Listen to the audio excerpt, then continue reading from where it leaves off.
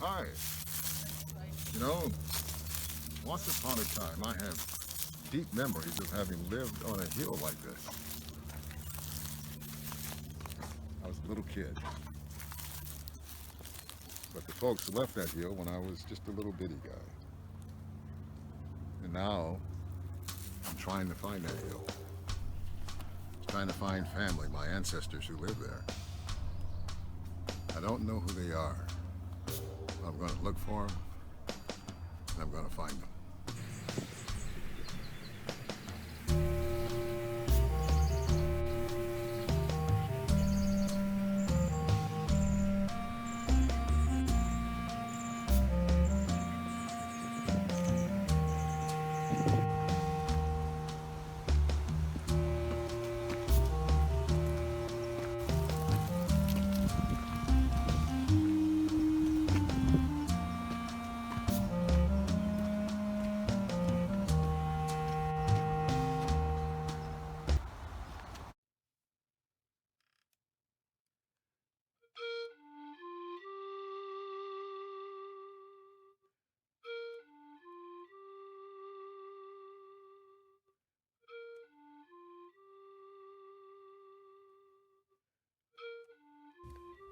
Once upon a time in America, when my maternal great grandparents, Thomas and Georgiana Hill, my mother's namesake, were born, their childhoods were lathered in the odoriferous mist of chattel slavery, as well as the thoroughly internecine conflagration between the North and South that would end it. When they married over a decade after the Civil War, Thomas and Georgiana had 14 children. Of these 14, I only met one, my great aunt Pinkie Hill Matthews. Aunt Pinkie was born in 1895 on a densely wooded hill in New Kent, a place that by day teemed with nature's pristine beauty, yet turned blacker than 10 midnights, 3 owl hoots after sundown. In this second episode of The Road to New Kent, I call on two of my Hill cousins, elders Bob and Melvin, to help me negotiate these woods in search of our beloved Aunt Pinkie and her little known siblings. We begin with a letter Aunt Pinkie wrote me nearly a half century ago.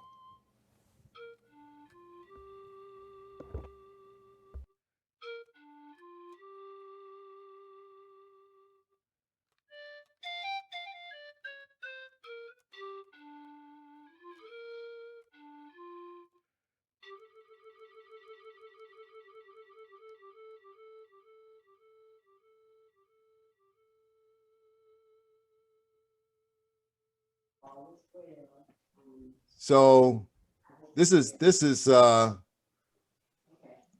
segment is called The Road to New Kent, a letter from Aunt Pinkie. And this is a photo of Aunt Pinkie and her daughter Dewdrop. Man, I don't know where they got these names from, you know. Yeah, Dewdrop. Pinkie and Dewdrop. Pinkie and Dewdrop, you know. We knew her well, right? Yeah. You covered her in your memoir, Bob. She was great. So in the letter, this letter is from 1976. October 21st is dated here. She sent an airmail, and I was living in a place called Hollis, New York, as part of Queens. And at that time, they were living at 3207 Tuxedo Boulevard in Richmond, Virginia. They had moved out of New Kent for a while. Yeah, I know where that is. Right. And so we had gone there. I had gone to Virginia for a funeral for my Uncle Robert Bassett. That's Goldie. I'm sorry? I think that's Goldie sitting with her. Oh, this is my mother right here, Georgiana. Oh, Georgia. Okay. Yeah, and this is Aunt Pinkie. Right. And this is they're there for Ed Bassett's funeral, 58. And this is Ed Bassett's second wife, Grandma Nanny. And this is my Aunt Mary, my mother's older sister.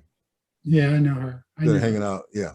So they're there. But now I didn't have a picture from where I was actually there, but 76, when she wrote the letter, and that was Uncle Roberts. That's their brother had passed away. He was stung by some yellow jackets or something. He was on his tractor, hit one of those nests or something, and so they got him, and he was allergic to the to the sting, and so that's how he passed away. He's the So I was there, and of course, when you're there, you visit Aunt Pinkie, and that's what I always did when I went to New York. I would come. My mother said, visit Aunt Pinkie, so that's what I did. And so on one of those times, we talked about family, and she said she would write me a letter to explain all that. But now the first part of the letter, which is this first artifact, this part, she just describes, she just says hello and stuff, but she says some interesting things about that, that makes me think about family and the meaning of family. So I'm just going to try to read a little bit. It's a little tough. She was born in 1895, and she didn't have much schooling, but she's very bright, though. You can tell. I mean, it's just being able to write like this is extraordinary to me, going back to that era. So she, dear Randy, I do hope you are well and doing fine. I'm doing fair. Dewdrop and Randall haven't been doing so good. Dewdrop been right poor, but I thank the good Lord that she is feeling much better than she was.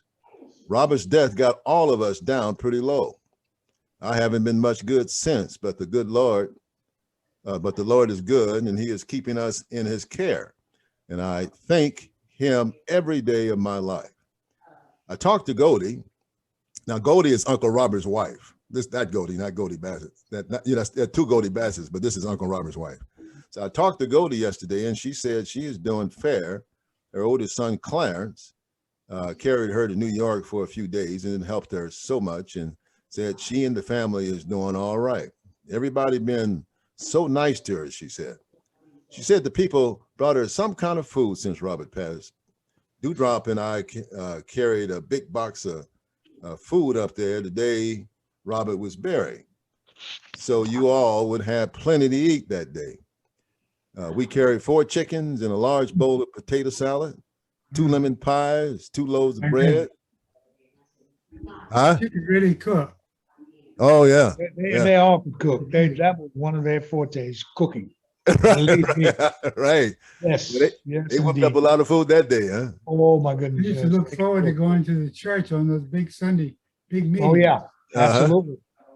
Especially during a revival. Food all around, on tables all man. around the church. And said Dewdrop baked a large plain cake that Saturday morning before the funeral services. My Ellen carried a box of chicken. Randall's sister Rosa sent us a box of chicken to help with the dinner up there. So it was plenty food up there. All you all had to do is to go to the table and help yourself with the food. I wanted to tell you all what we had done, but I couldn't tell Georgia out there where we was eating at because it wouldn't sound nice to tell her where all those people was. Georgia and all the rest never stayed with us when they come home, but they always come to see us. We could have took some of them while they was here, but they did not say they wanted to stay with us. We had plenty of room, and Dewdrop and I had every thing nice and clean for them if they wanted to stay. We had just got back from the grocery store, and we had not put nothing away, and I guess things did look pretty rough. We don't have so fine a house, but we have everything nice and clean. Rent is so high everywhere, so we make out here anytime any of you want to spend some time with us, you're welcome. We will be glad to have you. I talked to Harry today. Harry is my father's brother, Harry Ross. I talked to Harry today. He said he is doing pretty good. Dewdrop and Randall send their best love to you and your girlfriend. Give my love to her. We think she is a lovely girl. Now, I did the best I can on all these names. I hope you can understand them and fix them like you want them. With lots of love from your loving Aunt Pinkie, H. Matthews. This is great. No, I've never seen this letter. Oh, okay. So what are your thoughts on that? Well, it's fantastic. So let me It's quite Go a ahead. bunch. So you guys can talk a little bit. And if not, let me share this next artifact if I can find it. Let me see how I can do this. Let me. She mailed it to him. She mailed it. It was to him. Oh, I see. So now here's the next artifact is related. If we combine the two, I think then we can have this makes very interesting. But that first one I thought was fascinating. You know, it's you know, I got a great feeling from it. You know, it just felt great being her nephew, great nephew. You know, it's just the family thing felt really strong. You know, so now this comes from her obituary.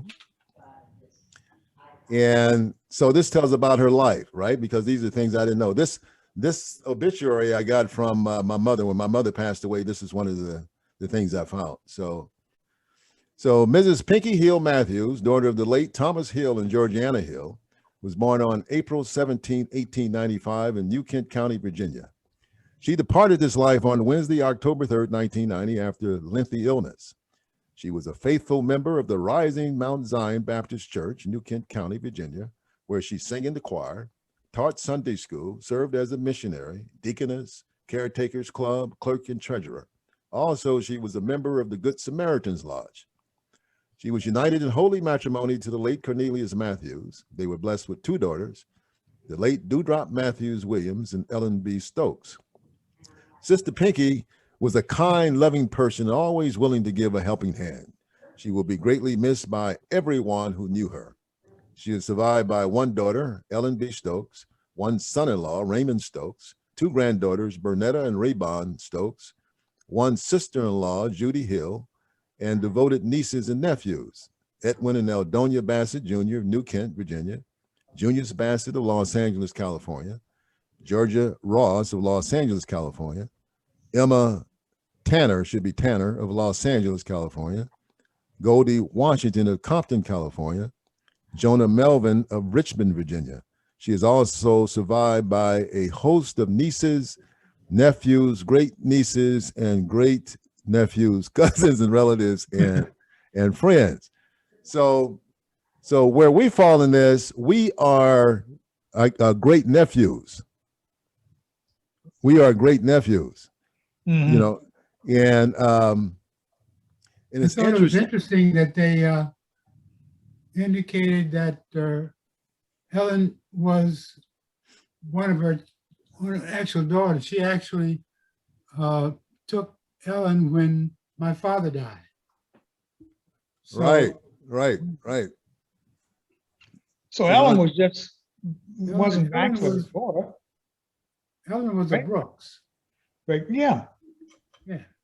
I remember Ellen when she was young, Hmm. staying there, walking around barefooted. Is that right? Yep. And so if you Yeah, we only could see her when we went down, had a ride down to New Kent to visit them. right. And so she lived in New Kent for all of her elementary school days, and she was kind of ill. She had serious asthma.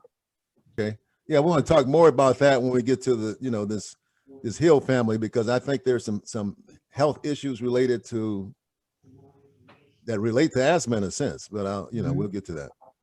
But notice here too that, you know, the folks that are listed here are related to the three of us. Yeah. You notice that? So these are, you know, my folks here related to Ed Bassett, Goldie. and these, all those. Then Judy Hill, Related to me. that's my, related to grandmother's Melvin, sister. that's my great aunt, right? And then And my Jonah grandmother's Melvin is your uncle, right? is my uncle. That's your uncle, yeah. That's my uncle, right? And of course, Ellen is Bob's sister, and then we're Judy all, Judy is my, sorry. yeah, they're all your relatives, because they're all of our relatives. All of these They're folks all are our relatives, yes. Yes, Yeah. all, the whole vassal there. Yeah, they're all our relatives. And I mean, it's just fascinating that the ones here are related directly to us, because there are other people that could have been here, but it just turns out that the three of us have a direct connections to individuals that are listed as survivors here. Right. And so Aunt Pinkie is the last, with this, the passing Aunt Pinkie, she's the last member of that family, last surviving member of that family out of those 14 children. Right? That was it. Yeah.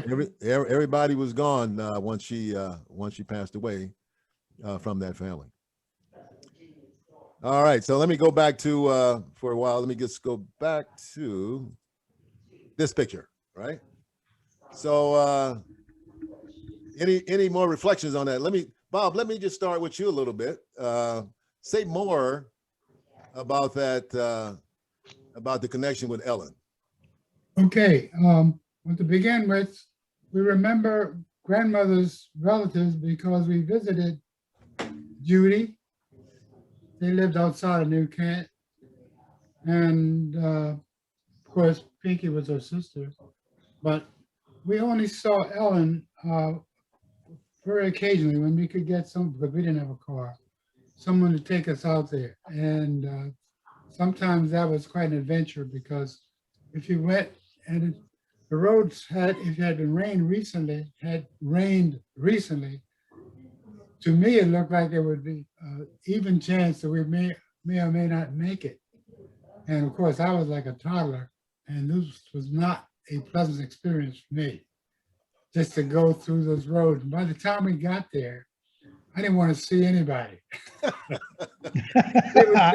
They would tell me, they would say, come out of the car and let's go see the ladies. I said, I don't want to see the ladies. But eventually I would warm up and I'd go in. And by the time it was time for us to go home again, I would have warmed up and had become very friendly and sociable with Ellen. But those were the only times that I got to see Ellen until they moved to Richmond, or outside of Richmond. But, So why was Ellen living with Aunt Pinkie? Ellen was living with Aunt Pinkie because at the time of my father's death, my mother was already dead. And my mother had asked my grandmother to take care of us, all right? And she could only take care of two of us. So Aunt Pinkie took care of Ellen. So we'll split up in that manner. So of course, my mother said I think it was my mother, before my mother died, she asked her to do this.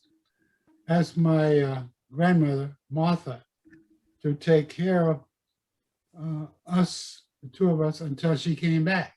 Of course, my grandmother said, of course, I'll take care of them, even if you don't come back, I'll take care of them. So that's how we were split.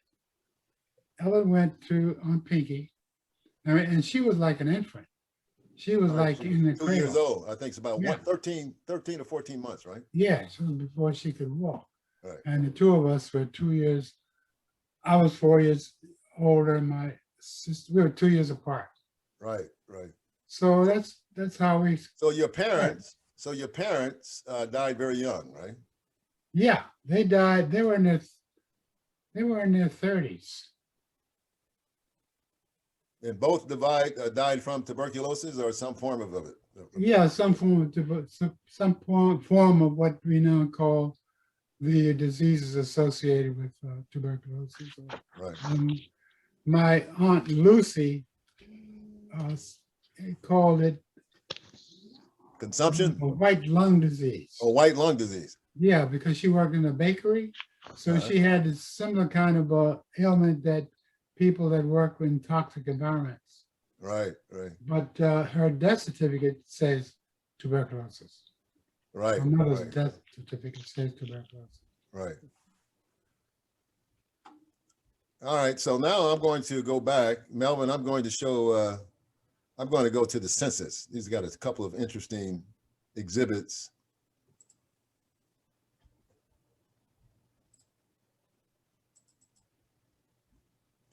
So Can you see the census thing? Yeah, 19? yeah, that's interesting. Yeah. I'll pull up some All of right. it. So I'm gonna do a little thing here. So on Pinkie, 1895. I'm going to take 1930. Mhm. That's when I was born. Yeah, That's it. Bob, you way up there, man. We're gonna celebrate your 100th birthday, you know, Yeah, in a few right. years, right? Right. Yeah. I mean, we'd be out of COVID by then, and certainly I can make it to the East Coast if I'm not too old, you know. Huh? uh, In the 70s. I think. let me blow that up a little bit.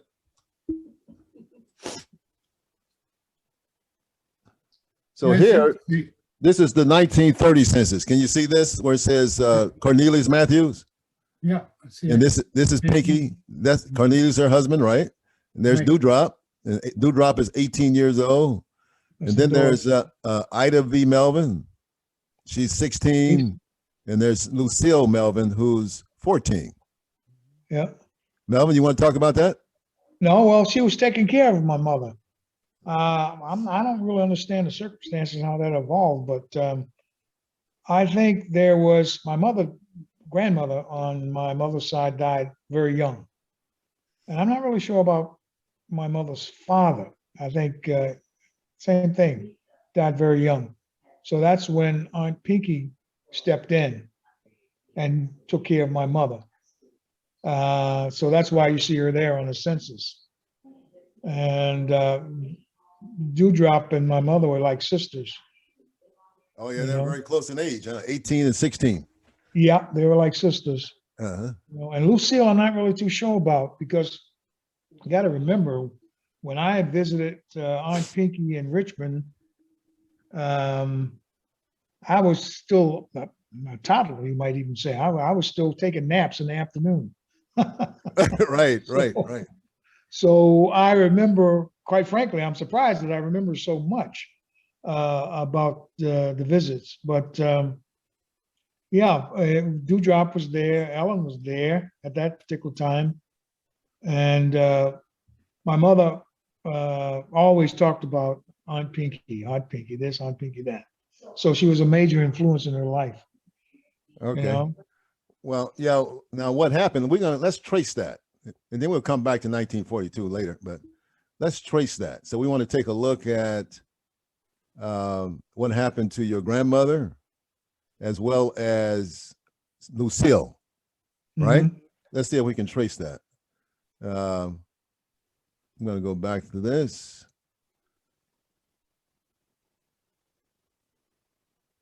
And I'm going to search for, And see, my grandmother would be Joanne Hill, Melvin. so this is your mother, Ida Virginia Melvin Tyler, right? Right. And she was born about 1914 and lived until 1990. Mm-hmm. Right. Right.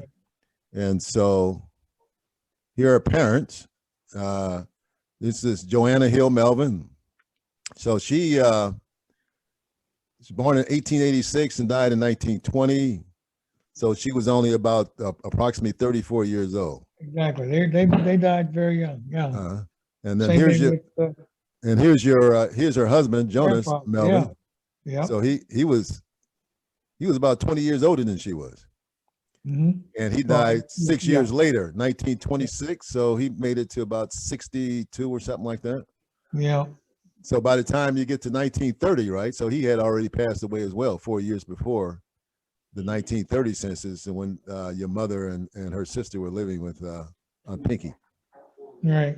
Yeah. So now, so the thing here with Joanna Hill Melvin.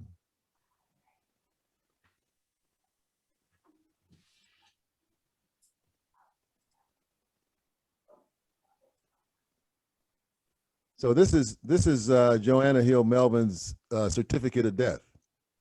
All right. Yeah. Wow. So So she died in, just like we said, in about 1920, and you see it, tuberculosis of the lungs, Yeah, right? Yeah, that was a pandemic in those days. that was, Yeah. yeah, I think it took a lot of her sisters. 1 in 10. Yeah, Yeah, yeah.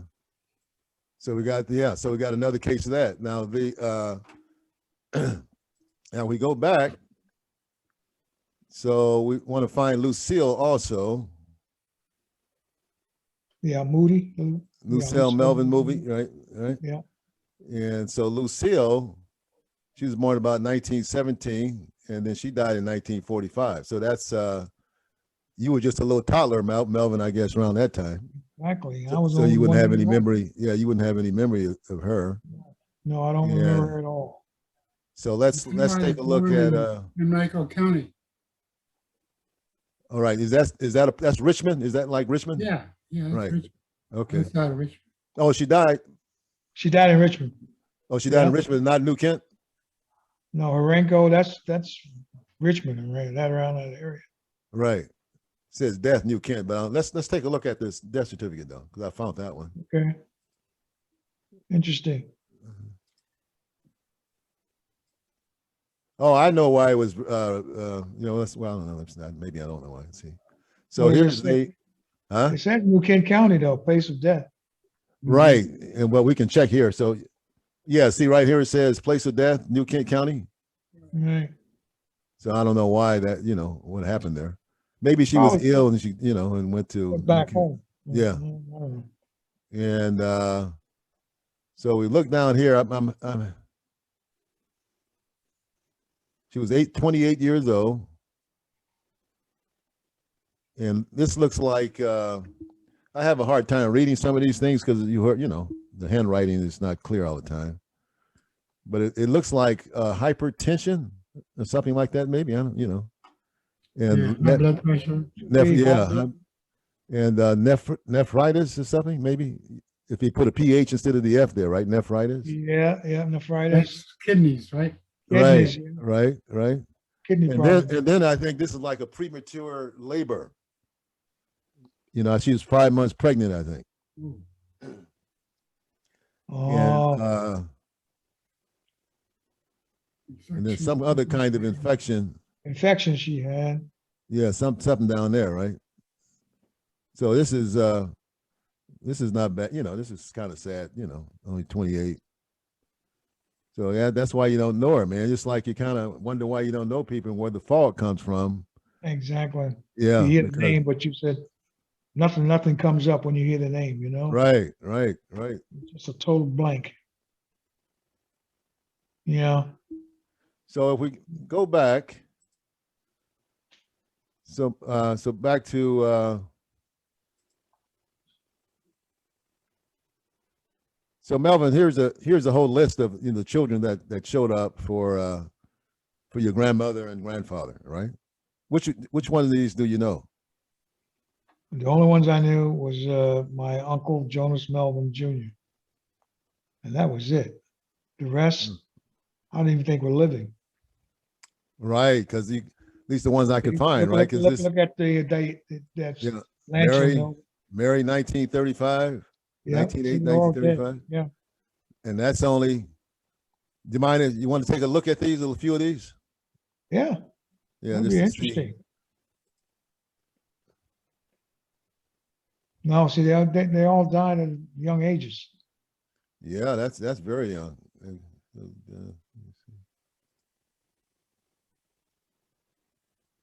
So she's 27. This is Mary, right?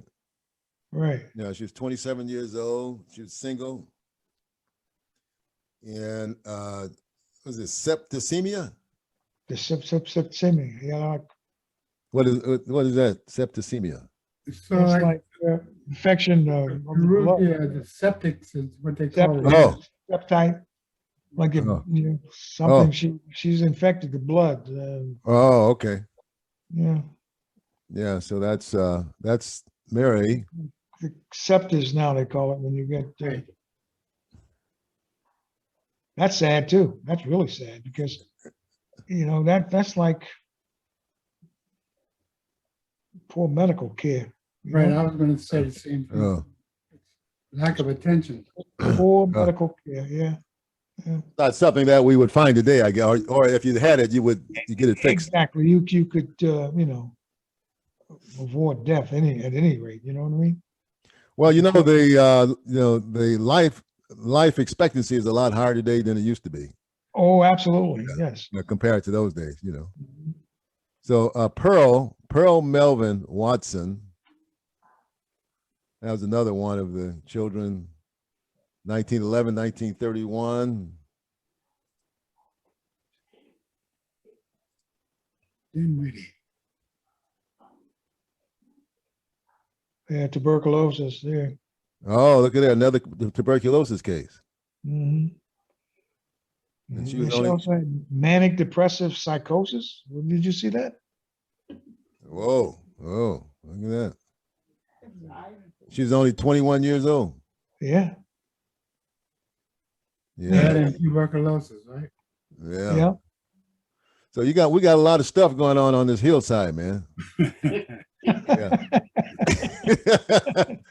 Yeah, it's this hillside It's is up. kind of, it's a shame, really. Man. You know, Yeah. you look at it, maybe It's some like- of this stuff could have been avoided if they had some attention, you know, Right. medical Right. And all they had, I guess the main thing they had was family and support. family, you know. And Aunt Pinkie was like I guess she had a strong constitution, right? So I guess she could withstand all this.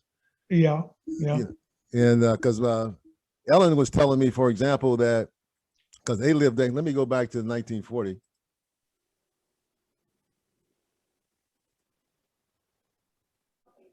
Let me blow it up a little bit. So here's again, back was 40, where Ellen was living with him, and right below, or right above them, or however you say it, at least on the sheet, it's like next door, right? It's like Ellen says she could holler at them, next door. They're not close like in the city, but you could holler at them, they could hear Off you. the hill, right? Oh, yeah. Right. Pinkie used to live across the hill from David. Right. Yeah, there's David down here, right? But down here is my grandmother Lucy. Okay, That's Aunt Pinkie's sister Lucy, right? yeah. And with Yep. Ed Bassett and their family. The And Bassett's, so- yeah. Yeah, the Bassetts. And so they've got all of them. But my mother's not there though. There's an interest because my mother is down here. So down on the other side is David Hill and his wife Alice, right? Alice, yeah. That's Aunt Pinkie's I brother. think both Cody and Emma would take turns visiting us during the summer. They would spend a week or two Oh, okay. when we were teenagers, Uh-huh. well, preteens. Oh, okay. And now here's my mother, right? My mother's living with David Hill. Oh, she was living with, and like I told you before, we used to call him Mutt. Yeah. So the story there is that, I like, that's a good name because he's an interesting character. He was a very interesting character. Yeah. Very interesting. And as a matter of fact, he was one that lived way back up in the woods. Oh my goodness. Uh-huh. Even when you got off the main road, it took you about another 15, 20 minutes to get to his house. And he would hear you once you pull off the main road, and he wouldn't come out. He would stand on the side of the door inside of the house with a shotgun until he recognized you as to, who is this in my yard, right? And then he would come out and lay the shotgun on the inside of the house. He was a character. He really was. Yeah. So the story about my mother being there, and it's not clear why to me, but my mother said that they used to come over, to the Bassetts, David Hill and Alice, his wife. Yeah. So they'd go over and visit the Bassetts on Sundays, and they would just sit and talk, and they would look at her. She was about 5 years old, and they would just keep doing that several Sundays, to come visit. And then one Sunday, Ed Bassett said to my mother, "You go with them." So that's the only member she has. She doesn't have an explanation as to why that Really? happened. Right. You go with them. Yeah, you go with them. So but they're close. She said she saw everybody all the time. Mm-hmm. Maybe it's because David and Alice were childless. No, they didn't have any kids at all. Yeah, they didn't have any kids, so that's a possibility. And they had with them Alice's mother, Nancy, is living with them. Yeah, I remember her. And then this is their brother who lives close by too, Watty Robinson. Yeah, so he was there. So there's a lot of people live up in the hills here. So you can, about all these people, I guess. And Ellen was saying that whenever somebody would say they would come to visit Aunt Pinkie or something, Aunt Pinkie would say, Ellen, you go down the hill, because you can't find it. Just like you said, Melvin. It's like, where do people live? How do you get there? Yeah. So she would have to go down to the road, and then when the people came, she would show them how to get up the hill. All right. Yeah, so that's how that would work. And see, and back in those days, you would visit during daylight hours. You made sure you were on the road before it got dark. Oh, because there's no way you're going to try to transverse all those woods in the dark. I mean, it was pitch black. Pitch black. Right. Maybe that's why I didn't want to get out of the car, because Probably so. by the time we got there, it was dark. I didn't know where we were. Probably so. So Bob, did you ever have to, you go to the outhouse and all that stuff? But you were familiar with that, though, huh? You were familiar with that. Of course. What? Does the chicken have lips? Yeah, you couldn't have ordered that. You couldn't have ordered. Yeah, it was. I know when I went out there, man, it was, because I was grown. I grew up in the city in Los Angeles, and when I went out there in my early 20s into the country, and they said I had to use the bathroom, they talked about the outhouse. Let me take a minute. Let's take a minute. I would like to introduce my wife, Odessa, to you. Could you? Okay, so let me get out of this so that we. No, you don't have to. I just. No, let me while go. you're on this subject, you mentioned outhouse. So this is my wife. Hi. Of 65 years, Odessa. Hi, Odessa. How are you? Hi, hello. Hi, how are you? All right. 65 years. God bless you. Thank you. When we met, okay, I was still living. Well, I was in the service, but my home base was with my grandmother, Martha, who lived in the country down in Bungalow City. All right. So when she would visit me, I would take her to see her when we were together.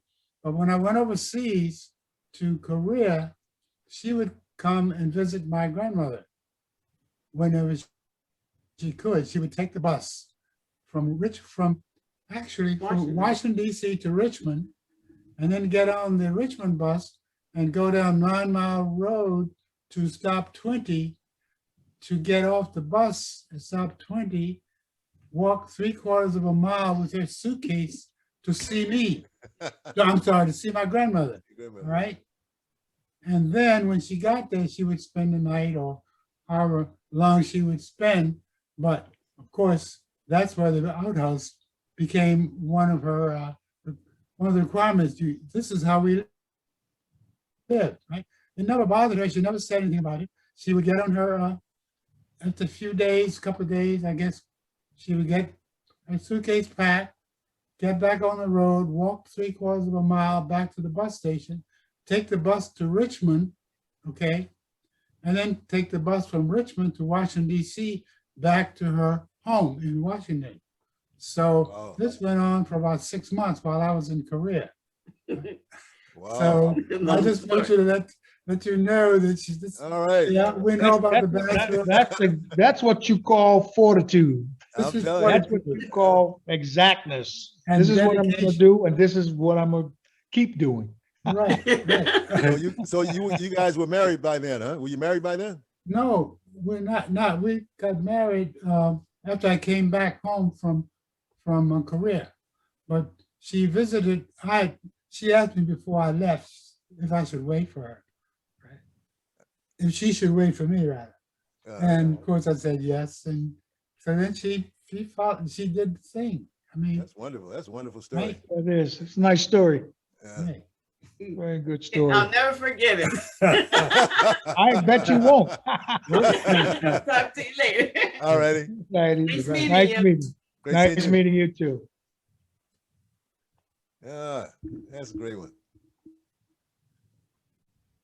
So That's a good story. yeah, so that was the thing about 1940 and all the folks.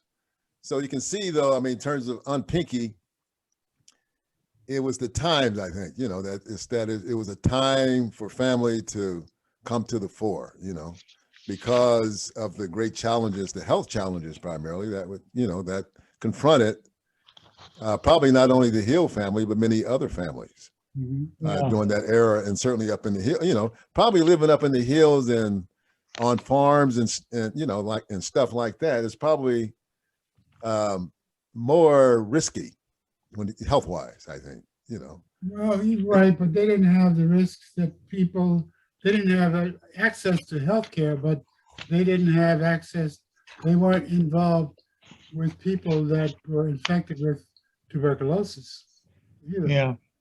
Right. Because they were more isolated. Right. Well, they didn't have a cure for tuberculosis back in that time. Right. No, it was just making. So it we got, comfortable. so we picked up with, so we got Bob with your parents, tuberculosis, that's 2. My grandmother Lucy Hill, that's 3, and Melvin's grandmother Joanna, that's 4, and then there was one of the daughters, right? 1 or 2 of the daughters. Yeah, 2 of them with their aunts. Yeah, and then more, So Bob, in your memoir, you talked about, I think, was a percentage of something like 10%. 10%, correct. And this far exceeds 10%. So it's something, almost feels like there's something about the genetics of the Hill family that makes them susceptible. Although they had some pretty nice sanatorium for the whites as well, There were, I don't know what the statistics are, but well, at least generally, I think it was like 10%, but like you may be correct. It may have hit the blacks much harder. It may have been more like 30%. Right. Yeah. Well, I don't see it on some of the other, when I look at other wings of the family, the incidence of tuberculosis is not present in this way. Well, yeah, like on my father's side, it's not really that prevalent, Right. On the Tyler side, you don't see it in the. No. Now, did they? I know my mother had. Location? What about location? My parents were started out in Richmond.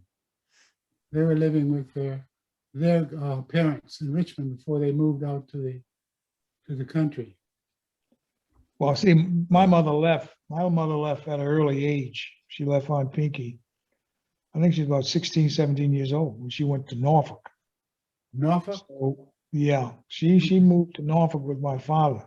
Mm-hmm. They didn't get married right away. She worked for this white family. She was like a domestic there. And she stayed with them for a while. And he finally landed a job at the Naval Air Station in Norfolk.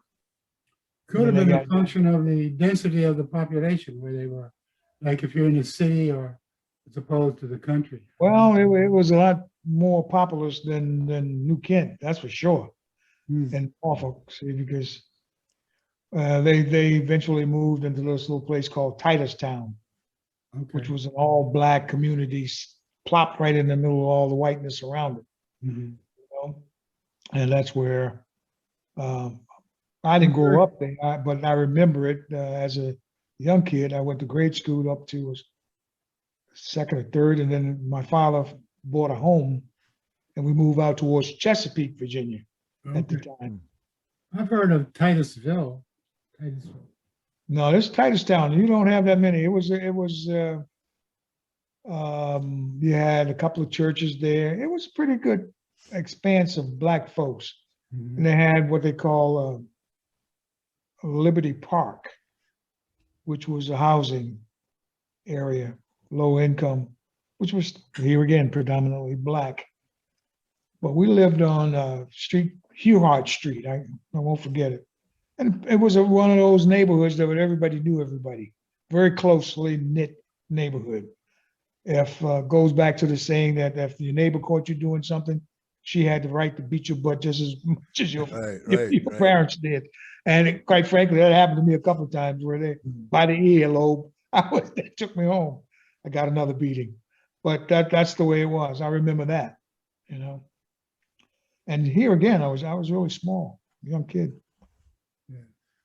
Yeah, the population density, Bob, what's your thinking on that? I mean, because now you take Richmond, you'd have a greater density than the country, that's for sure. Right.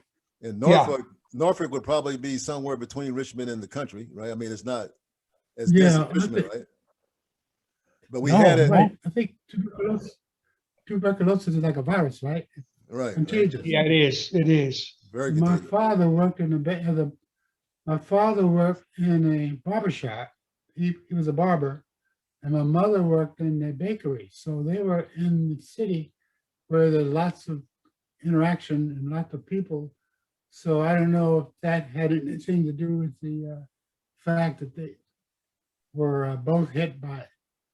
But it's possible that the population being, a lot more dense than in the country, it could attribute to some of the frequency. Right. Yeah, that's interesting. Yeah, it's hard to say, but and if you couple that with the propensity, or susceptibility to the virus, because I think that's what's going on with the Hill family, because at least in New Kent, we have the folks who live, it's like my mother's family, right? And their mother, Lucy, had TB, and she lived with them all. And I'm not sure how what practices they, I don't think they had masks and stuff like that, Right, they weren't even aware of what was going on. Yeah. No, in most cases they weren't until actually they were diagnosed. Then they said, "Oh my Too goodness." late. It was too late. But they didn't get it, right? So none of the children got it. Yeah. Right. None of the children got it. Her husband didn't get it. But Lucy got it. And same thing for, some of the others, I guess. It's like Joanna is an interesting case, right? Because she had it, but then some of the kids had it, by, they're close together, but they may be more susceptible, right? But the husband, Jonas, Melvin, did not get it. No. Right. And what was the other one? Did I miss one? Yeah. Well, anyway, there's some others. I'm not sure. Anyway, that's a tough thing, man. Yeah. And all the other stuff that was happening with them. I mean, it's just a hard life out there, I think. Melvin, you were talking about how hard people worked in the country and the difficulty just of the life, that's something to take into account as well. Well, yeah, that working was part of surviving, basically. I mean, if you didn't work, you didn't survive, bottom line. And that was instilled in them from a very early age. Hey, if you want to eat, you got to work.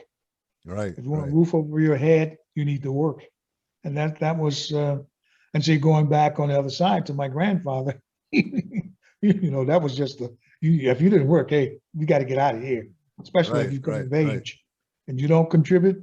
No, you can't. You can't, even if you don't want to do it or if you don't see any future in it. But while you were here, you have to contribute. Right. And Right. that was the bottom line.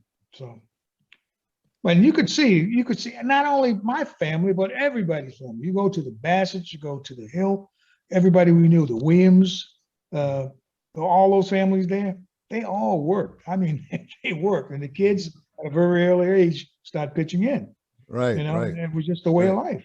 That's what I admired about Junius. He went out to, after having been in the Navy and discovered California, he established himself out there and brought out 4 of his sisters and helped them to get established with jobs and places for them. It was amazing. Yeah. So Too bad I didn't get the interview of him before he passed away. Yeah, he did a lot for the family. Yeah, so we gotta do a story on him though. Yeah, because I remembered him from when I was like, I guess I must have been 9 and he was 15. He would come and visit, and he would build things like windmills and stuff. He was very clever. So when I later with Xerox in Rochester started making trips to California, I made it a point that I was going to visit and reconnect with juniors. Right. So whenever I got out there, whenever I could, I would visit him and all four of the other sisters every time I Yeah, could. and that's how I remember you. You know, when I was a young guy, you know, I said, Okay. you would come by periodically. You know, you're a very nice cat. I remember. You know, you're quiet, very nice, very smart. You know, dignified. You were like a role model to me, kind of. You know, I Oh, said, "Look at thanks. this That guy." was You know, my he was like family. his family thing. You know, I said, Family. I don't know who he is. I mean, you would come, you would go. You know, and I heard you lived on the East Coast and all that. You know, Well, but we they didn't know didn't. exactly nobody knew what you did. You know, but I knew. I was reading your memoir. I still don't know how to explain it, you know. But it was, but it was great having because just trying to. That's the thing. Like when you're a teenager, at that stage when you're probably getting ready to get out of high school, when you're trying to think, what am I going to do with my life? What is this thing all about? What are my options and stuff like that? And so having people like you around, that was, I think that was a very positive influence. I appreciate you saying that. Mhm.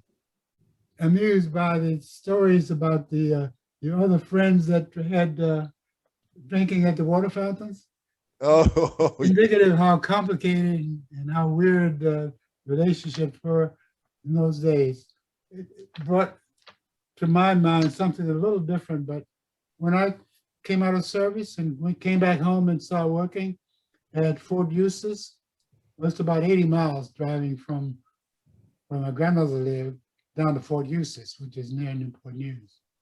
And the idea was to get carpooling if you could, because you could save on the wear and tear of your car, save gas and all that. So for some reason, some way, I managed to interact or come in contact with a group of white guys which were making the same trip, and they were looking for another person to ride with them. So it worked out. I was able to join a carpool with them, and all summer we would drive that 80 miles because they worked at Fort Eustis as well. From my house, they just stop at my bus stop, which is stop 20. I'd meet them there, leave my car, and drive. But that was fine. It was a relationship that, when you consider I don't want to say complex, but the weird relationship that the untenable relationship we had with whites in that period, to be able to have private interactions and private cooperation. What year was that? Hmm? What year was that? This was in 1950, Early 50s? Late 50s? In the 50s. Let's see, I was in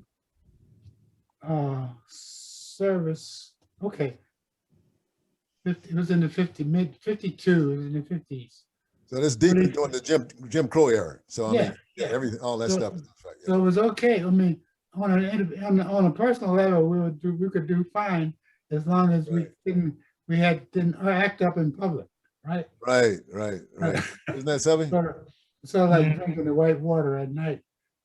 Yeah, that was funny, huh? I had never heard a story like that in my life, man. That's just so remarkable when you talk with folks that white water, taking it home and putting it in the ice box, Well, my Uncle Jonas was working in Fort Houston at the same time.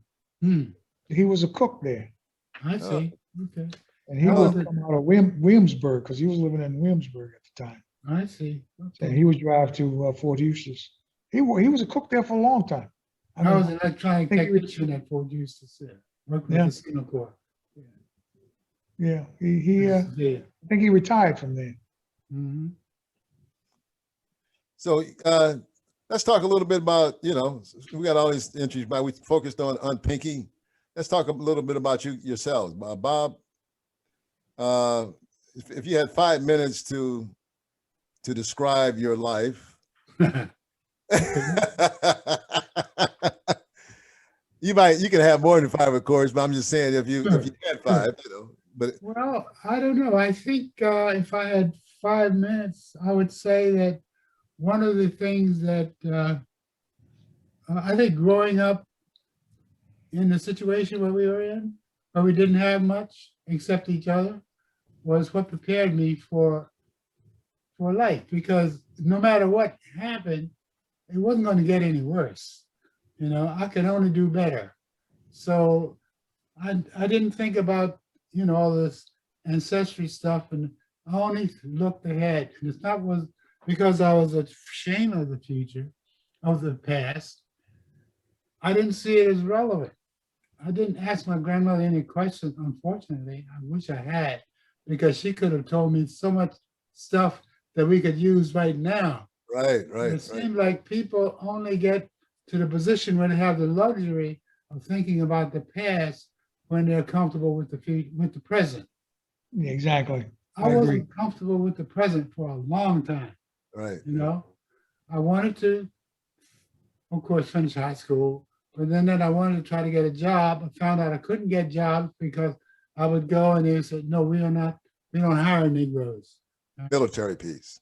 Yeah. Seems that a lot of family members have had some experience in the military. Like Melvin and Norris talked about military experience. You've talked about it. A lot of the folks in the earlier generations in both World War, Wars I and II, there's a lot, and they got to go overseas. I know Yeah. Uncle Junius went to Liberia.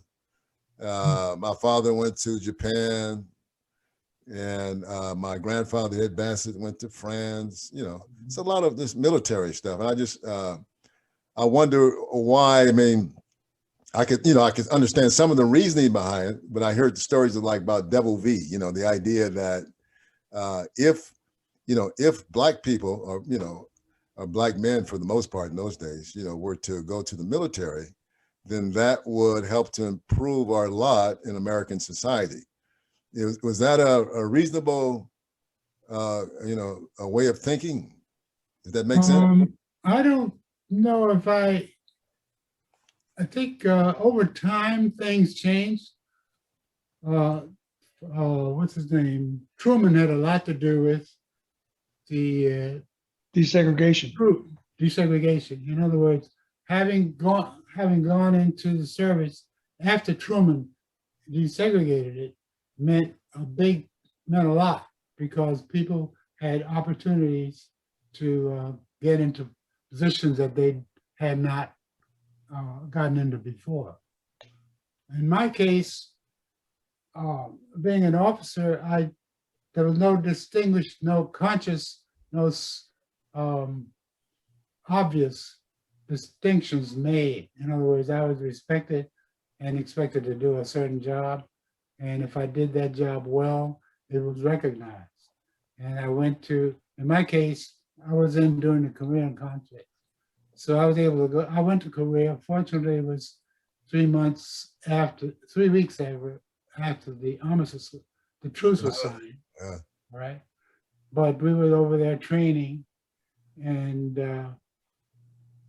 I had the opportunity to re-enlist, but the conditions were that I'd spend 6 more months in Korea. So I declined. But I have friends that did very well. They stayed in and they made it up through the ranks. It's just that type of life I didn't think it was for me. I didn't want to be on such a narrow path. I wanted to have a little more flexibility. Right. So Melvin, did you view it as a benefit, your experience in the service? Absolutely. I'll give you an example. When I was changing jobs, as you know, I worked with the Lifesavers, and then I went with M&M Mars. Well, when I went with Mars, the people who were interviewing me, my direct supervisor was ex-military. He was ex-Marine, and his supervisor, son-in-law, or son, can't remember exactly, was a jet jockey down there in Miramar, which is, the old Top Gun school. Yeah. So he was a Marine as well. So more than anything, even my education as was my background, the experience I had, the idea that I was a Marine carried more weight than the education. Right. I mean, it was cut and dry because I was in competition with this other kid who was Italian, and my immediate boss was Italian. And he was leaning towards him, but his upper boss was saying, no, we're going to go with him, you know, and because he was a Marine. Right. Yeah, so it did that. It had, and not only that, that was just one example of going through life. Oh, you're a Marine. Okay, come on, you know, let's do this, let's do that. So it had some impact on things that I did, things that I wanted to do, especially when you start talking about raising a family. Right. And the benefits that you get from, and even now, you know, because I'm basically, that's where I get all my medical benefits is the VA hospital. Right. They're probably some of the best in the world now. Ah, I mean, when I came out in 1966, when I got out, they were the worst. I mean, the absolute worst. I would not go near a VA hospital. Quite frankly, I didn't go close to a VA hospital until in the 90s. And I was a spa owner then. One day, a client came in and says, hey, you ex-military, aren't you? And I says, yeah. He says, well, they got a new program now where you could just go in, get your card, and anything you need, they will do. And it's totally, so I said, well, I'm gonna try it out. And quite frankly, they are a lot better than the local hospitals. Some of them are not that good, but majority I had, in my experience in my past, they've been excellent. Long Beach, California, the hospital in Manhattan on 27th Street campus, Brooklyn campus, and then one I live out here in Loma Linda, California. Probably the best, some of the best. So I could say it's been a major benefit to me as far as my stepping through life and some of the things that it offered me, you know. Right. But see, I didn't have the experience that a lot of people do. You had the prejudice when you were in a regular outfit. I was in a grunt outfit, 2nd Battalion, 6th Marines. But then I went into a special ops group with recon. So that was an elite unit where you had a camaraderie because the guy on your left and the right was actually your way home. Right. So there was a very closeness there, very close knit that you didn't see in regular outfits. So in a grunt outfit, different story, you know, because you've got a ton of people. But when you get into a closely knit outfit where you, depending on each other, and everybody has a specialty, and if they don't come through with their particular part of it, you're in a world of hurt. So there was a huge camaraderie factor there. So no, I would say it was a benefit. But see, I came through a different era than Bob. Right. And quite frankly, Bob was an officer. Right. I was a NCO. I was E5, which is a sergeant. But still, he had that special privilege that you don't see in an enlisted man. Right.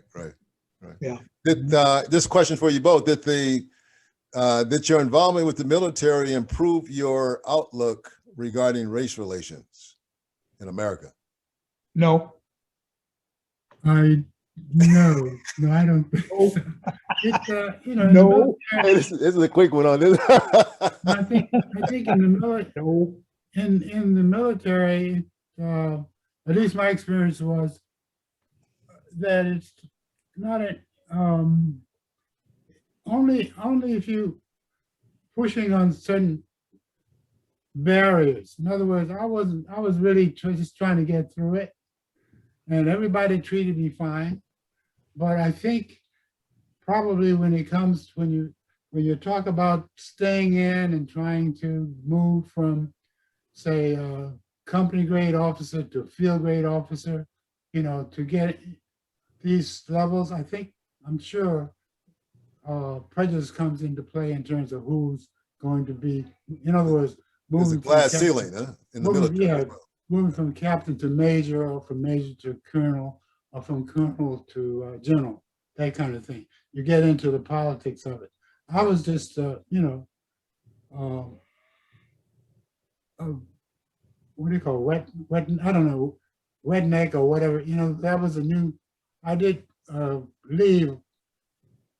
I did make it to captain, but I wasn't interested in pushing those kind of invisible barriers. I just didn't have the aspiration. I didn't to be that straight or strictly governed by the system, So the benefit for me was the GI Bill, being able to come out and go back to school.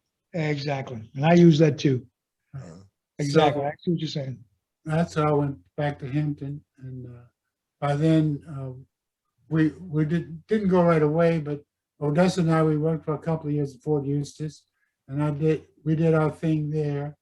It was kind of a technician type thing, which I wasn't satisfied with, working with those kind of people. So, and looking at the equipment that I was working on, I decided rather than to focus on repairing this stuff, I should be in a position to design it.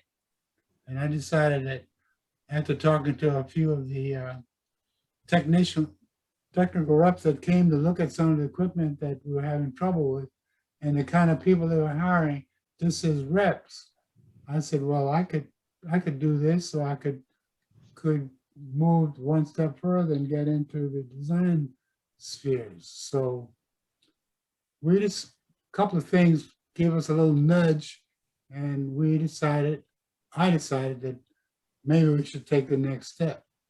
And interestingly enough, the nudge came when our foreman called us into the area, to the assembly area and gave us a pep talk. And he wanted us to be not too upset, he said, because some fools in Washington are talking about integrating schools. All right.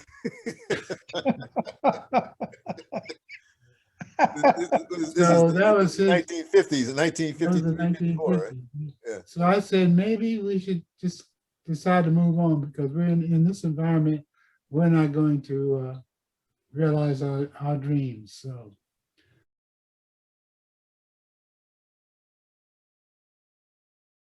The story, because I was going to school, we were just talking about college, and so I had gone to a community college because I hadn't planned to go to college either. And a counselor came up to me at the 11th hour and said, do you plan to go to college? I said, no, I'm going to get a job. He said, you ought to go to college. And so I went to a community college. I finished that. And then I got a scholarship to SUNY Stony Brook in Long Island, New York. And so when the way I left, I went on a Greyhound bus. Took a Greyhound bus all the way across the country, right from Los Angeles to New York, Port Authority, I think that was. And I said, man, it was a crazy thing. It was okay at first, when you first leave Los Angeles, you're going through, going like that song that Nat King Cole sang, Route 66 or something like that, So as you see it, but then all of a sudden in the middle of the country, that's just pretty much nothing. It's just a lot of Nothing. arms and stuff, right? Anyway, but nothing. right, ain't nothing out there, right? Ain't nothing out there, And then I got they got the stops. I got to figure out how to change clothes and all that, and the thing, and I started out good because my mother gave me some, fried chicken and biscuits and stuff like that. That I ran out of that though, pretty quick. But that was like 70 hours going all the way across. And so when I got to Port Authority, man, on a Friday, I saw all these people. I'd never seen so many people inside a building moving so quickly in my life. I thought Los Angeles was fast because everything in the middle of the country is slow, These people are moving, and you try to talk to them and say, hi, blah, blah, and they don't, do it like that. And I said, man, I got to get out of here. I didn't have to be at school until the next week. So I had an Ameripass, which enabled me to travel, going to Greyhound for about 30 days or something like that. So I decided to go. That's how I decided to go to Virginia the first time. So I got back on the bus, and I couldn't take I had these cases, and I put a lot of stuff in storage, and I just took a little stuff. But one of the things I took, this is a soprano sax. This is my old soprano. I don't play it anymore. It doesn't even play that well, I think, because I have a newer one. It's like I didn't have any money back then, you know, had a little savings, but I got all this new stuff now, you know. But this is the one. So I took it with me, and because, you know, back in those days, I kept this with me because they didn't want anybody to steal it. You know, I didn't want to put it in storage. They take it because, you know, then I'm in trouble. I don't know where I'm gonna get another instrument. That happened to me before. So when I went to visit Aunt Pinkie, I had this with me, right? And so they said, "Oh, what is that?" So I opened it up and play. And then they had a piano over at the house on Tuxedo, and Dewdrop. They had a, you know, it's like a upright. And Yeah. Dewdrop, you know, went to the piano, and she had some gospel music, and I read music, you know. So we were up there playing music, man. So that was a very interesting way to meet each other, you know, just doing that. And I saw Aunt Pinkie smiling, so we just hit it off real quick that day, you know, just behind that. And so that's why I keep this. I said, I don't know, why do I keep this? It's just it's an artifact. I don't use it anymore, but it reminds me of that. And we got a lot of artists, you know. I mean, I didn't know we had so many people into the arts in our family, right? Bob, you know, you have a music hobby. Melvin is like a professional artist. Ellen's daughter, Raybon, Bernetta, right, is an artist. And she showed me a couple of CD covers that she designed. And then we talked about some folks on the other side. So it's just really amazing about this whole art thing. So you got any thoughts about, you know, little things like art and hobbies and how they figure into your life? No, going back, my major ambition was to be a full-fledged artist. That was my goal. However, you know, with back in the day, trying to be an artist and raise a family, it just didn't jive. However, I did paint, and I worked on commission occasionally. People say, "Oh, I want you to do a portrait of this, a portrait of that." So actually, I use it to supplement my income, but never to fully say, "Okay, I'm an artist and I've sold this for a few grand and so forth." And even if I did, it wasn't enough to carry you through the full year or whatever. Right. But I look at it this way now, that what I'm in the midst of doing is I'm trying to leave a little legacy, I call it. And basically what I'm doing is painting different types of pictures for my family. I'm giving all my kids and relatives my paintings, you know, so they can hang up, so they can say, well, once he's gone, I got something I can remember. Right. And so that's what I'm working on right now. But quite frankly, when I was in high school, even going further back, when I was in grade school, I was always the kid that the art teacher, because in grade school, they didn't have a class. They went from classroom to classroom to do little projects with the kids. But the art teacher was then responsible for putting up the Christmas display, Halloween, stuff like that. And I was the one that she would always pull out of class. Come on, you got to help me do this, because I don't have to supervise you 100% all the time. Okay. So from a very young age, I was always into the art, creating stuff, doing this and doing that. And then from grade school, went to Ruffner Junior High School, and they didn't really have an art program. They had the different classes like home ec and shops and stuff like that, but they didn't have a real art program. Then Booker T. Washington High School, I took art full time.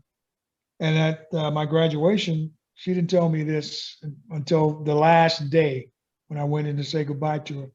And she said to me, I tried my damnedest to get you a scholarship, but they just wasn't hearing it because nobody's giving them out this year.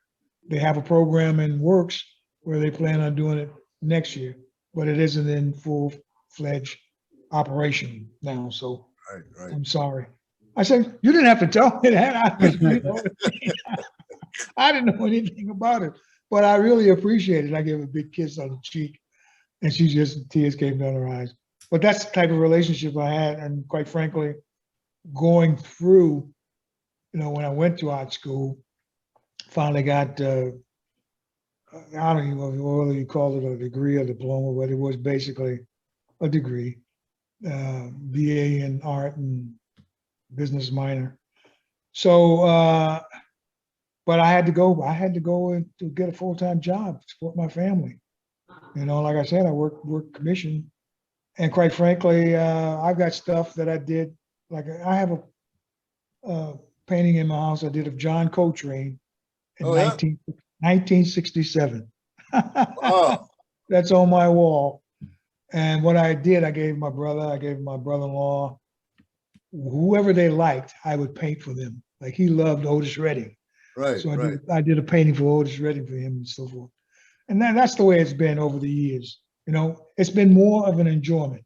Like right now, people say, I want to buy that. And I'll sort of like him and her about it, you know, because I'm not really into selling, you know, because we're going back in the old days, I had this sort of like a militant attitude about selling stuff. It was like, I'm not going to be a prostitute because I put so much work into my art that it's like giving myself away, you know, and I don't want to do that. And sometimes I'll just rather give it to you than sell it to you, you know. And where I live now, we have a lodge, and I do some, I establish some exhibits, and you know, you saw a few things there, but my friends, I'll give it to them. So that's the where I am. I'm very comfortable in it, Right, you know, right. very Now, comfortable. And Bob is into, I'm sorry, Bob, go ahead. I was just going to say that I think I missed an opportunity when my kids were taking piano lessons. I would watch how they were being taught to play the piano, and I just couldn't see do it. I mean, I can understand why they dropped it and wasn't interested because there's a certain approach, there's a fundamental approach to music creation that I wasn't aware of then, that only become, I only become relatively cognizant of musical structure fairly recently. But to go back even further to my fascination, I mentioned in the little video that I gave you, Randy, was the fact that I always enjoyed and became fascinated by how music could be created electronically. I was Xerox for 20 years, started in 1974. Before that, I was with RCA as a development engineer. And I came to Xerox with a background in television and broadcast equipment at a time when Xerox thought that they would be going into, thought the technology was ready for color. It's something that has come to pass in the last few years. So we were all a little premature in terms of the readiness of the technology at that time. Since then, during that period, I managed to make a transition into software, and my responsibility now is managing a group engaged in prototyping technologies, methods, tools into environments where people that are available today were available at that time. What the people, some engineers from Princeton, RCA in Princeton, New Jersey, they came to the campus and they set up these racks of equipment across the stage with the huge speakers on both sides, and then they gave the lecture that described just what was going on and indicated that they have now the capability of simulating a piano that not just has 88 keys, but it has hundreds of keys, so they can go as low as they wanted to in the scale, or they could go as high. Other sounds as well, other musical instruments could be simulated as well. So I never forgot this. Of course, at that time, the equipment was so expensive and so huge that it was not something that individuals could afford or even institutions. It was pretty much in the experimental stage.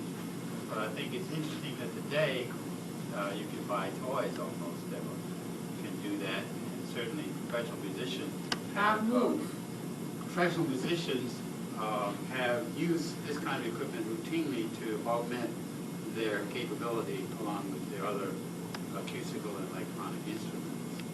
So that for me was the genesis of all of this capability that we currently see as being something that's so ubiquitous. You can buy a keyboard, synthesizer built in, and you can have truly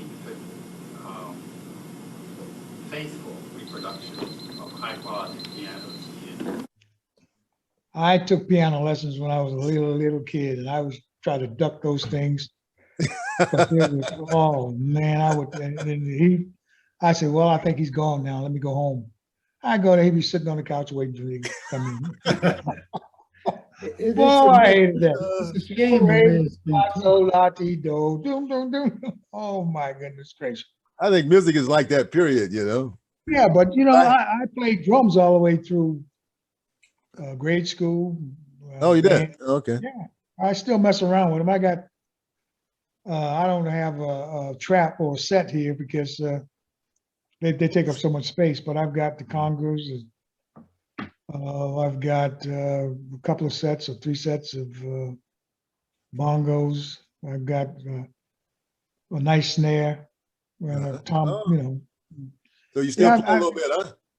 Yeah, my neighbor across the street, he used to have a band, and he plays the guitar, and we get the bass player. And we used to go up to this place in Palm Spring called the Roadhouse. Uh-huh. Go up there and play and I jam have a a little question. bit. I used to get a kick out of that. Huh? I have a question for you, Randy. Uh-huh. When I look at the fundamentals of creating conventional music, like chord sequences and melodies and harmonies and all that stuff, it's fairly comprehensible. But I have no idea what's in you guys' heads when you create jazz pieces. How Improvisation. improvisations and Oh, how yeah. Well, I guess everybody does it differently, right? Now, one of the things that, are there any rules though? there are different forms, right? There's one form where you have a song and it has the chord progressions. And Yeah. so when you're in a band, so the piano player, like if I'm playing sax, right? Mhm. Piano player is playing the chords, right? Wherever they are in the progression. So I need to, in terms of the rules, at least the old rules, you want to play something that's consonant with what the piano player is playing and the bass player. So the bass player is usually playing the root of the chord, right? So if you have like a C major 7 chord, Mhm. so the bass player is usually playing that C, and then the piano player will play some inversion of the chord so that his C is not in the root, right? I see. And then I can play notes in that chord. I can play notes in the scale associated with that chord. So it'd be like a C major scale, right? And this is like a simplified version. Mhm. But then once you really get into it, you stop thinking about stuff like that. You learn the tune, and then you think about the story you want to tell. It's like it's like you think of, it's like, that's the way I do it. It's like storytelling. It's like you don't just start up blah blah. You come in, it's like one Mingus, Charlie Mingus said, you don't come in and just boo, first thing you do is say hi, good morning or good afternoon, how are you? It's like he's taking a solo. That's what you're doing. And then you go crazy. right. And then you go crazy if you want to, but you tell your story. So, it's like any story, you gotta, like when you're telling the story to your friends, right? You got to make sure you got a good beginning and a good ending. You got to get in, you got to get out. You can mess But around. are you still obeying any rules? Those are rules. I mean, that's in a sense, that's a kind of a restriction that you're placing on yourself. Rules are. No, I mean, once you go crazy, once you decide to go crazy, where are you in the discipline? Well, musical when you start going crazy, sometimes there's a video that we did for the band, and the band says, because sometimes Randy will he might take us to a different place, but at the end of the day, you got to come back and meet, Right. right? Because you got to get out of the tune. You got to, I understand that part, right. right. No, So you got to gotta get out come of in. you got to get out of your head and go That's back right. and Yeah. join the crowd. Yeah, you got to come back. Well, sometimes they'll go with you. Yeah, See, exactly. and that's the wonderful thing about some musicians. They'll hear what you do, and they'll change the whole chord structure of the tune. Yeah, yeah. Right during the improvisation.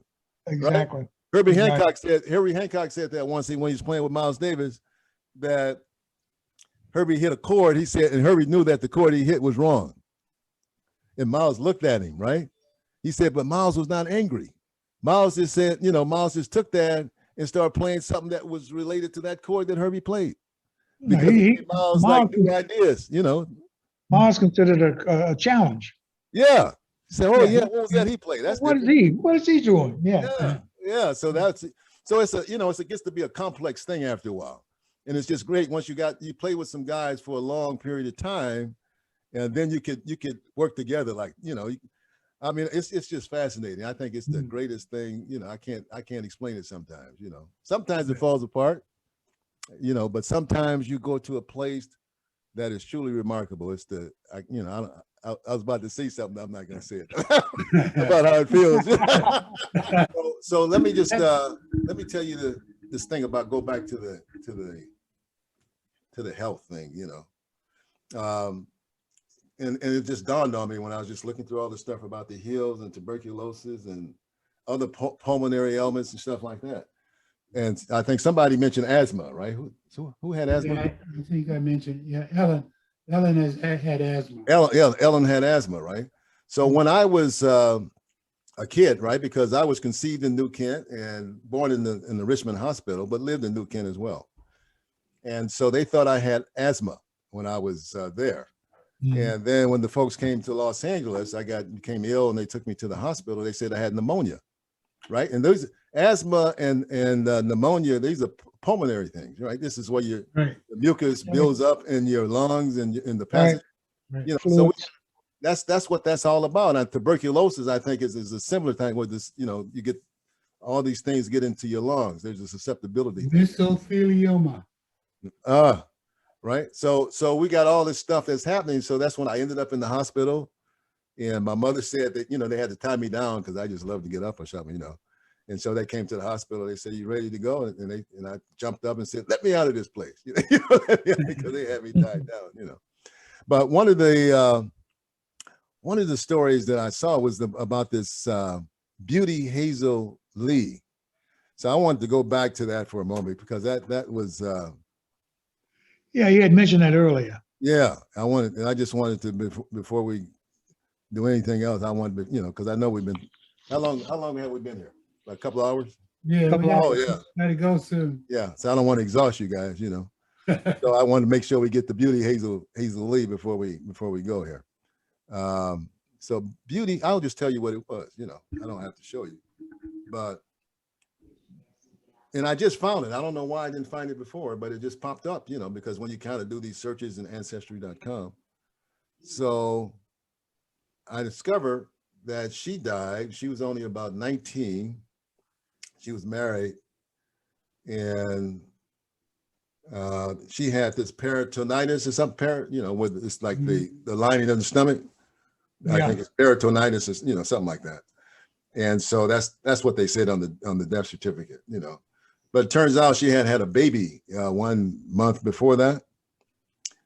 And the baby, I found a death certificate for the baby. And where the name, on the death certificate where it says name, it says dead. Took one breath. That's where they had the name, dead, took one breath. And so, that hit me in a powerful way. It's like, the baby took one breath, and that's what the name, dead took one breath. And I said, we got to find a better name. Yeah. And I said, I started calling the baby Breath, Beauty's Breath. And so I just wanted to, in honor of Beauty, Hazel Lee, and Breath, I thought that we would end this one with, just honoring Beauty, because she was a part of a family though that was very difficult health-wise. That's what we Yeah. know now. That's what we come to discover. That's why we don't know them, and it's going Yeah. to be hard to know them because of the health challenges that that they face during that time in the history of our family. All right.